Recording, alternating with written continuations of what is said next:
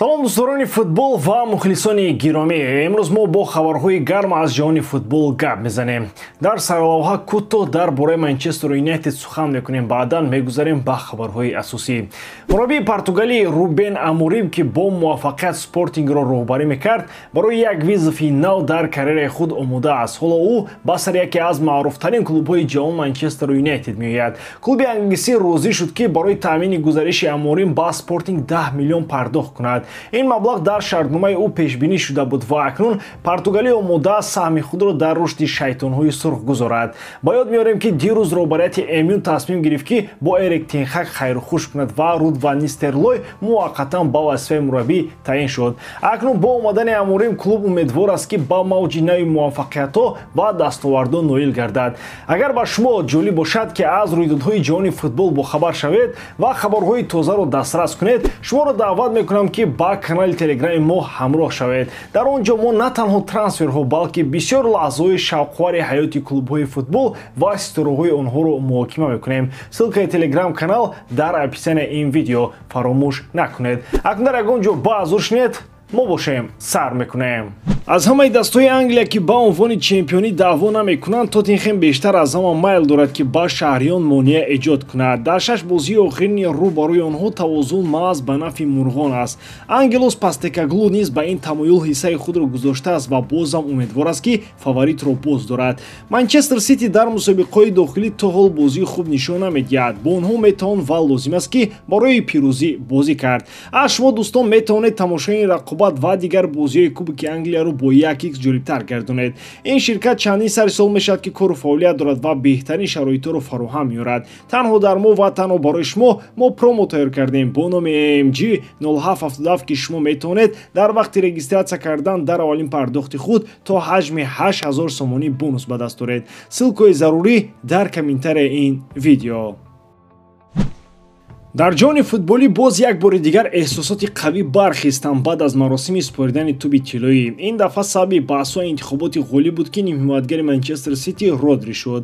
вокуниши Реал Мадрид фавран ва хеле қатъӣ буд. пас аз огоҳӣ дар бораи ғолибияти Родри, роҳбарияти клуб сафар ба маросимро дар Париж бекор кард ва бо он роҳ норозигии худро аз натиҷаҳои овоздиҳӣ изҳор намуд. дар лагери дастаи шоҳона бовар доранд, ки ин ҷоизаи бонуфуз бояд ё ба Винисиус Ҷуниор ё ба Дани Карвахал расид. дар ҳамин ҳол худи Родри ба танқидҳо таваҷҷӯҳ накарда оромона вазъиятро шарҳ дод.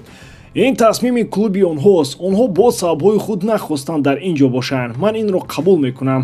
ман танҳо ба клуби худ, ба шариконам ва ба одамоне, ки бо ман шодбошӣ мекунанд, аҳамият медиҳам. ҳамин аст ва тамом. изҳор дошт футболбоз дар мусоҳиба бо журналист Адам Пател. хуб дӯстон, дар ҷони футбол боз як драма рӯй дод. чӣ хеле ки медонем, Реал тасмим гирифт маросими супоридани туби тиллоиро байкот кунад, зеро ин ҷоизаро Родри аз Манчестер Сити гирифт.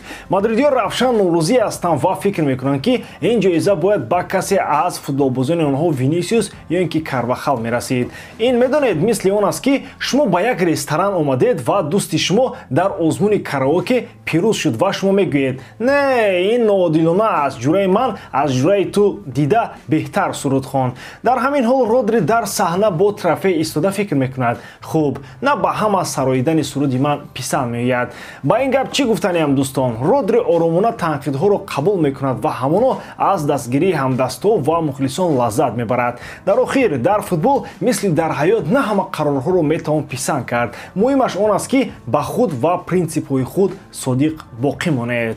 дунёи футбол боз ба маркази таваҷҷӯҳ омад бо сабаби амалҳои мухлисон. дар пешорӯи бозии даври 12-уми премераи Испания байни Валенсия ва Реал Мадрид, мухлисони Валенсия тасмим гирифтанд аз шабакаҳои иҷтимоӣ истифода бурда амалҳои худро ҳамоҳанг кунанд ва фазои фишорро ба яке аз бозингарони калидии рақиб Винисиус Ҷуниор эҷод кунанд. онҳо маслиҳат карданд, ки шиорҳои масхараомезро баён кунанд ва бозингари бразилиягиро туби соҳилӣ, яъне пляжни мяч номанд. ин ибора тасодуфӣ интихоб нашудааст. мухлисон мехоҳанд Винисиусро ба ёд оранд, ки ӯ туби тиллои соли 2024-ро набуридааст. ба ин ташаббус мухлисони дигар дастаҳо низ ҳамроҳ шуданд, ки ин нишон медиҳад, ки ин иқдом метавонад миқёси васеътар пайдо кунад. чунин амалҳо саволҳо дар бораи ахлоқи варзишӣ ва фарҳанги мухлисонро ба миён меоранд ва ҳудуди қобили қабулро дар дастгирии футболӣ шубҳа мекунанд. вақте ки ман бори аввал дар бораи нақшаҳои мухлисони Валенсия шунидам ки туби соҳилиро дар суроғаи Винисиус Жуниор мегӯянд, ман ҳайрон шудам. Футбол ҳамеша бештар аз як бозӣ буд. Ин ишқ, эҳсосот ва албатта рақобат аст. Аммо хатти марказ куҷост, ки рақобат ба пасзании ошкоро табдил меёбад? Бале, Винисиус туби тиллоиро набурид, аммо оё ин ӯро бозингари камтар боистеъдод мекунад? Не албатта. Ман фикр мекунам, ки чунин шиёрҳо бештар дар бораи он нафароне ҳаст, ки ин гуна дод мезананд, яъне дар бораи худашон. Шояд ба ҷои он ки нерӯи худро ба пасзанӣ сарф кунанд, мухлисон бояд ба дастгирии дастаи худ диққат диҳанд. Охир футбол бозӣ аст, ки бояд муттаҳид кунад, на ин ки ҷудо. Ва агар мо хоҳем, ки дар майдон ишқ ва ҳунарро бубинем, ба мо ҳамчун мухлисон лозим аст, ки эҳтиром ва рӯҳи варзиширо нишон диҳем, ҳатто вақте ки эҳсосот аз ҳад зиёд мешаванд. дар ҷони футбол ҳамеша ҷое барои овозҳо ва тахминҳо вуҷуд дорад, махсусан вақте ки сухан дар бораи ситораҳои чун Неймар меравад. Хабарҳои охир ки паҳн шуданд, боз ҳам таваҷҷӯҳро ба ояндаи ин ҳамлагари бразилӣ гарм карданд. Гуфта мешавад, ки Неймар қитъаи замин дар соҳили Флорида бо арзиши $26 миллион харидорӣ кардааст, ки ният дорад дар он хонае бо ҳашамат бисозад. Ин қадам фавран овозҳо дар бораи эҳтимоли гузариши ӯ ба Интер Майамиро ба вуҷуд овард, ки дар он ҷо метавонад бо Лионел Месси, собиқ дастаи худ дар Барселона ва ПСЖ боз якҷоя шавад. Намояндаи Неймар қайд кард, ки бозингарро махфият ва амнияти қитъаи пӯшида ҷалб кардааст, ки комилан ба талаботи ӯ мувофиқ аст. Дар ҳоле ки Месси аллакай бо дигар ҳамдастагони собиқи худ аз Барселона дар ҳайати Интер Майами якҷоя шудааст, эҳтимоли бозгашти Неймар бо Луис Суарес ва Жорди Алба ҳаводоронро ба нафасгирӣ водор мекунад. Бояд ёдовар шуд, ки триои МСН дар замони худ ба Барселона бисёр ҷоизаҳо оварда буд ва якҷояшавии онҳо дар ИМЕА метавонад як сенсатсияи ҳақиқӣ шавад. Бо вуҷуди ин, бояд ба назар гирифт, ки Неймар танҳо ба наздикӣ пас аз ҷароҳати ҷиддии пайвандҳои зуну, ки дар моҳи октябри соли 2023 гирифта буд, ба машқҳо баргашт. ӯ танҳо 5 бозӣ барои Ал-Ҳилол бозӣ кард, 1 гол ва 3 партофти натиҷавӣ дошт. Бо вуҷуди ин, имконияти гузариши ӯ ба МЛС идома медиҳад, ки зеҳнҳои ҳаводорони футболро дар саросари ҷаҳон ба ҳаяҷон меорад.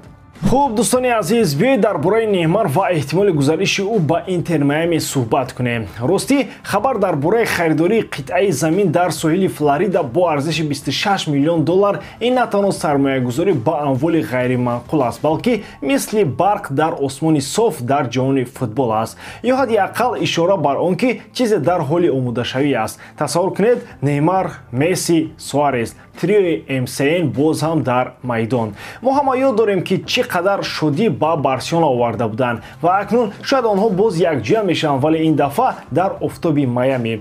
Албатта ин мисли орзуи ҳар як ҳаводор садо медиҳад, аммо фаромӯш накунем, ки Неймар танҳо ба наздикӣ пас аз ҷароҳати ҷиддӣ ба машқҳо баргашт. 5 бозӣ барои Ал-Ҳилол, 1 гол ва 3 партофти натиҷавӣ, ин албатта он рақамҳо нестанд, ки мо аз ӯ интизор будем, аммо кӣ медонад, шояд маҳз дар Майами ӯ нафаси дуюмро пайдо кунад. Дар ҳар сурат, ин гузариши ин таваҷҷӯҳи бузург барои васоити ахбори омма ва ҳаводорон аст ва мумкин аст, ки ба наздикӣ мо яке аз саҳифаҳои дурахшони таърихи футболро дар майдонҳои МЛС бубинем. Пас ба рушди рӯйдодҳо пайравӣ мекунем ва ба беҳтарин умед мебандем. ба ҳамин тамом, воридам ки эҷодкории ман ба шумо писанд меояд, лайк, комментария ва дар канал обуна шуданро аз ёд набароред. Бо шумо мисли ҳар вақта Муҳаммад Гейров. Хай бародарон, дар паноҳи Аллоҳ.